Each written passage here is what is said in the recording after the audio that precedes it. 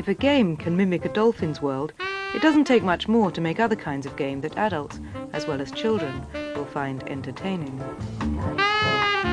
Of course, you lose a bit of realism for the sake of interactivity. But in a game, you're always in control. Not to mention the other advantages of being able to do it all in the privacy of home. You know what I don't like about the games? It just takes too long to get here. Yeah, early. Line's gonna be long. You don't know what the weather's gonna look like. I'm chilly already. Tickets $40 a pop for this. Man, that's $750 a season. And when we get here, we're only one of 50,000 people. And what do you get to see? Not a lot. On this disc, we've actually got John Madden NFL Football for the 3DO multiplayer. This is a CD-based player, and this CD actually holds 650 megabytes of data. The Genesis or Sega cartridge games have about approximately 2 megabytes of storage. Hi everyone, welcome to John Madden Football. So what we've been able to do is enhance the graphics enormously. We've got 38 teams from which you can choose to play, 3D stadiums, digitized clips of the referee. You're live right down on the field and in the action. Go, go, go, go, go! Oh. No, no, no, you got this. Yeah. Get him, get him! Yeah. Oh no! Let's go, I'm blocking for you, I'm blocking for you. Come on, come on! Me and him are a team. And so far we beat everybody in here tonight. We'll beat you too. And we beat them too. We're beating them too. I mean, but previously, it's just 2 people, and everybody else has to watch. You take your turn. But now you got 4 people who can play at a time. I mean, it makes more sense. It's like a real game. Someday it'll be like a 10-player adapter, and you have everybody sitting around screaming. Every footballer reacts differently to every move. Putting that onto a CD requires high-level artificial intelligence. There's all kinds of things flashing around here. The black line is the direction the player is heading in. The little white line that flickers around is the acceleration. That's the directions that they're applying force. The black circle indicates the ball carrier. The white circle is the one that's most likely to attack. Just got together on any day we could, maybe every day if we had the chance, and we'd play against one another at each other's houses. We'd carry our monitors across town, bring our favorite tapes and CDs, and sit up all night and play it, Go! Go! Y'all playing like the damn Raiders. Yeah! Oh, yes, I know, I got it. It's the controller. Oh! Yes! Woo! There it is! Woo! We must see that again. Yes, we have the reverse thing. Another feature that you get, which is representative of what happens on television, is instant replay. But here you're in control of the camera. You can move it in and zoom it up close to the players and see what they're doing within the play. Zoom back, you can see how the entire play forms up. You can run it through in slow motion, frame by frame, fast motion, or reverse it, see what actually happened at any moment in time. Reposition the camera and take another look at it. You have control over your own destiny. You control the play, and if you screw up, it's on you. Not where you be watching a game and your team fumbles and you just going, ah, you got no control over it. The game gives you the option of playing any position on defense, and if you're on the offense, you control basically the plays from start to finish. You call your play, you hike the ball, you control the quarterback, then you control the receiver or running back. Here we have the quarterback who's trying to throw to one of his teammates who have run down the field here. They're trying to get open so they can catch the pass, and these defensive players are trying to interpose to get between the thrower and the receiver. They're not supposed to run into the receivers. That's a penalty in the game. So they try to stay near, be in between, and not run into the intended receiver. Hey, there's a 4 aspirin hit. That one knocked the snot right out of the locker. When I hooked up with these guys and they were playing this, I said, what the hell is this shit? I started playing this game, and at first, I was really lousy. I'm still pretty lousy, but I started playing it. It's like, wow, this is kind of fun. I just got trapped into this, yeah, I want to play some football. guess everybody's got a kid. There's enough storage space in the game for all the spontaneous moments you could want. We actually went and shot John Madden against blue screen in a studio, and we have digitized him and put him right in the game. He comes up in the introduction as well as throughout the game, giving you a little bit of a report on halftime stats as well as commentary. I'm choosing which team I want to be the home team, which I think I'll have Buffalo, and who I want to be the visitors, which I think I'll play San Francisco 49ers. The stadiums that are in the game, when you are actually choosing which team you want for home or visitors, the stadiums will represent their home field. So, for instance, if you've chosen San Francisco as the home team, you're going to get an open field with turf. Also, you've got weather to contend to in an open stadium. The player has the ability to choose what weather they want to play in: fair, wind, rain, or snow. And this also affects the player's capabilities. They're going to slip more in snow. You know who likes cold days? The big offensive lineman. We have a database from the NFL National Football League which summarizes the characteristics of all the players who are modeled in the game. And in the normal gameplay, each of the little dots would represent an actual professional football player who has a certain body weight and top speed and whatnot. So I think we're going to play in an open grass stadium with fair weather. Information on the model of the stadium is in the game at all times. We can use the camera positioning to give you different perspectives of play. So here at the coin toss, we're low down to the field. We have the referee. I can choose whether I want to kick or receive. So you actually play through an entire game and all the features that a real football game has. And now, as you see, the football stadium, we can actually pan back with the camera and take you onto the field to actually start playing. The referee's going to set the ball, the teams come out to the lineup, and we're at the kickoff. I might actually run this back for a touchdown. Touchdown! Oh! It gives you such a good rush, you know. If you're out all night, you come home with the excuse that you've been playing video games all night. It doesn't set too well sometimes. I mean, it helps. I mean, it's like safe sex. Well, I mean, think about it. I mean, if you're at home playing Madden with your boys, you ain't out in the street, you know, with your hunting around. Because, you know, men, you know, you get around women, you can't, you know, that willpower drops in the 90s. Yeah. You know, I mean, I'm at home. My girl knows Tuesday night he is there. You know, like tonight, she knows I'm here. So you say you want to play some football. So you say. No, I tell you the truth. I'd much rather stay at home play Madden than go chase women in the club. I get way more excited. Yeah. I ain't spent no money on no drinks, and you know, and you won't get let down. But I never got let down anyway. But you know, it's just, but it's a common. I mean, you get a good feeling. Like if I win tonight, you know, I got something to brag about the whole week. Gratification like that comes much more easily from digital people than real ones, especially if all that you require from them is a few physical movements and no speech. It's just a matter of capturing those moves on video. All of the players have been digitized, which is a process where we film on video the players. We then choose which frames we're going to use and digitize them, create palettes for them, and put them right in the game. What does this mean? What does this mean? What does this mean? What does this mean? People have always made models of the real world to entertain themselves or to see how it works, to get a sense of the big picture, to see how all the pieces fit together, and then maybe they get a better understanding of the world that they live in. The problem is the world has no life of its own. When the creator looks away, the world goes to sleep. It will never surprise you. The reason these characters have no life of their own is because they're flat. They're driven by these sticks that we handle. What we're more interested in doing is building a community of interacting entities that are driven by their own desires.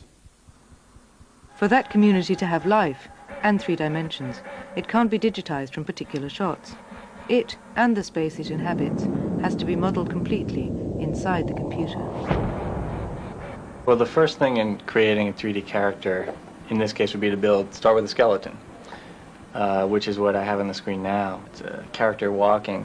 To create that, what I would do is start drawing the various joints in the skeleton. We'll build a chain with arms, legs, a back, a backbone, and a head, and basically that gives us all the flexibility that we need to get somewhat realistic looking skeleton walking through space. So now we have a complete skeleton, but what does it need now? It needs a body to walk with it too. Basically, I'm skinning the skeleton with a pre-built body and can manipulate the skeleton and the body will follow. A body can be generic, but a face is full of individuality, which translates for programmers into information. For facial expression, you do need fairly complex models. When you're having a conversation with someone, the area of your face that the person is looking at most are the eyes and the mouth. So each head here is 4,000 polygons. So now we have a pretty anonymous-looking wireframe head. It's very hard to sort of pick out the identity of who this person is. So the best way to do that, it would be to put an actual face on the character. So now it has a skin, but it doesn't look very convincing in this case. It doesn't have any subtlety to it. The colors don't look like a face looks, the shades, the wrinkles. This here is the actual photograph of the actor, and it's basically projecting it onto the wireframe model, and then when the wireframe model moves, the texture moves with it. However gorgeous, these faces aren't worth much as actors unless they can say whatever lines are thrown at them. The way that the lip sync package KISS works is it interpolates between three basic shapes. There's the closed mouth, the ah, and then the ooh. So three exaggerated shapes, and from those three shapes we can derive all the shapes that are expressed when someone speaks. And here are the three shapes for this character. And when we animate this over time, or add them together, you can make all kinds of different mouth shapes, and it can look like a person is talking. Captain's personal log. I'm entering the ship's holodeck, where images of reality can be created by our computer. What the KISS program uses is it takes audio and it takes text, and what it produces are lip movements that are synchronized with the sound. We can take any speech and then type in the text. The text is used to generate the phonemes, which in turn will create an animation of a character speaking those words. So it's a universal lip sync speech generator, and it can work in any language. Highly useful in crew training. Highly enjoyable when used for games and recreation. Highly enjoyable when used for games and recreation. Highly enjoyable when used for games and recreation. So what's my motivation? Games are beginning to deal in emergent behavior. The sum of many different choices may produce something neither the designer nor the player expected. Something with a kind of life of its own. In this game, Syndicate, that's fairly easy, since that life is mainly limited to shooting and looting.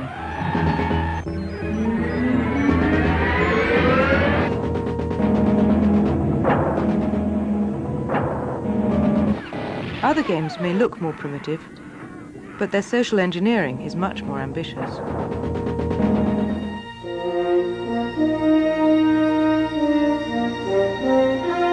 This is a test version, an interim version of Star Trek Next Generation title called A World for All Seasons. We're being hailed. What we've done is Main viewer. make a program which combines elements of simulation and narrative. In a simulation, you typically will create a vehicle or some kind of physical object and imbue it or provide it with the behaviors of the object as it would act in the real world. So, for example, you may make a plane or a car, and it'll work like a plane or a car in a three-dimensional environment. What we've done is take that principle and apply it to human beings, so that we are creating objects which have the characteristics and behaviors of human beings. And we're not saying that they really are alive or sentient or aware. We would, it would be interesting if we could get them angry or afraid. But they'll do that only if we provide them with the behaviors. So we want just enough dramatic performance from these characters to hook the viewer. All that involves is programming a CD with rules like the rules of football to govern the subtleties of human interaction. And one of the places we start is with desire. Characters are driven by desire, and they have objectives. And to the extent that their desires and objectives conflict, we end up with drama. The transmission came from your planet's surface. Who sent this? Within the scenario, they know that there are things they need to do, whether it's save the Enterprise or connect with a new world where there is a new race of beings that they have some common ground with. That provides them with the objectives, and then we build into them sequences of events that they may or may not elect to pursue, but they really make the decision as to what they should do next. Set objectives. Control Magnus. That means that they're somewhere in a world, and you'd like to see where they are, naturally, and you use this controller. In this case, we've created a simple kind of picture-in-picture interface. And this is a form of channel surfing where you can jump from one character to the next and see what they're up to. If you jump from character to character, they are involved in their experiences. Whether or not you're there to see them, they are acting. In this case, we have an alien who's making his pitch to get help from the Federation. We're being hailed. Main viewer. The cold is nearly upon us, and without your help, my people will all die. Aren't their lives worth saving, Captain Picard? Counselor, I am moved to offer our help, but is this sincerity or guile? Does he speak the truth? Picard turns to his counselor for advice, and at this point I can kind of steer her and determine what she's likely to do. And that's what makes it more interesting. It's one thing to jump from channel to see characters and what they're doing. It's another to jump to a channel, see a character, and using a controller, take part in the decision making that they're going through anyway. So you kind of ride around inside them. You become a passenger in their life for the brief moment that you alight in their consciousness. He is sincere, Captain, without question. All life is precious to us, Seafather. We will assist you in every way possible. One of the things you can do is pick up facts and information which give you influence. We could agree if we knew more. If another character has the aspirations of his people at heart, then Picard's offer of help will tend to, pressure that character in a positive way to create a relationship. Captain, he is sincere, but I sense he will tell us more about his plans in exchange for your agreement. We will agree to assist you, Seafather, if you tell us more about your plight. We seek freedom from this death and spawn cycle which stunts our growth as a civilization. Station Harb is the key. And that's an important aspect of this. These facts and influences really have an effect on relationship. If you go in and hammer somebody with some damaging information, then after a while they may refuse to see you anymore because they're getting beat up whenever they meet you. Although his concerns are pressing, we must understand more about the attacks upon the Enterprise. Before any matters are addressed, tell us who is attacking my ship. The fate of my people is what concerns me, and nothing else. But once a decision is made, then a set of changes percolate throughout the world. Messages are sent from one character to the next, and people reorient their view of the world. So if we've turned back this character and not gone forward with Federation membership for him, his rivals will know that he's failed in his mission as a result of our decision, and will then change their behavior. So what we're hoping to create is a kind of twitch drama, where instead of, twitching your way through a battle with unnamed foes, you're actually twitching your way through a set of encounters and putting spin on what happens in these situations. But is this sincerity or guile? Does he speak the truth? I mean, there are some pieces of software whose only objective is to give you a new way to drool, and we wouldn't mind giving you a new way to think about the world.